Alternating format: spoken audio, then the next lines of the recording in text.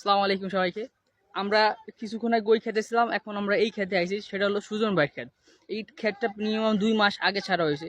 আর 2 মাস আগে করা হয়েছে, কিন্তু ক্ষেতটা এত সুন্দর দেখে সে আমরা সবাই অবাক। আপনারা দেখবেন যে একটা গাছে এত পরিমাণ মরিচ, মিনিমাম একটা গাছে 2 কেজির উপরে মরিচ আছে। আমাদের সুন্দরভাবে দেখানো হবে আপনাদের এই মরিচগুলা দেখেন, আসলে খুবই সুন্দর মরিচগুলা।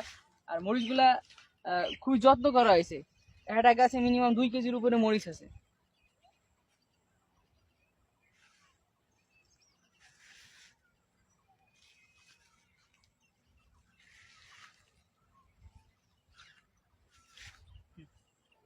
না।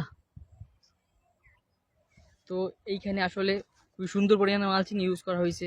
এইখানে মনে করেন যে খুবই যত্ন করা হয়েছে, যে কারণে গাছগুলো এত সুন্দর হয়েছে।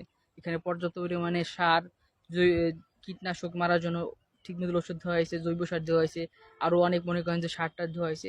আসলে যারা কৃষি কাজ করে, তারা যদি আধুনিক পদ্ধতি কৃষি কাজ করে, সেটা অবশ্যই মনে করেন যে সুফল আনবে।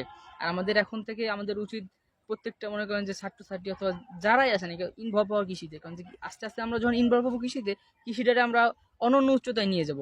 এই ক্ষেত্রে আমরা এই আধুনিক কৃষি নিয়ে কাজ করার চেষ্টা করতেছি। সেই ক্ষেত্রে আজকে আপনাদের এই 2টা প্রজেক্ট ঘুরাইলাম। ইনশাল্লাহ আমাদের আরো কিছু প্রজেক্ট, মানে ভাই ব্রাদারের প্রজেক্ট আছে, সেগুলো দেখাবো। তো এখানে শেষ করা হচ্ছে। আসসালামু আলাইকুম।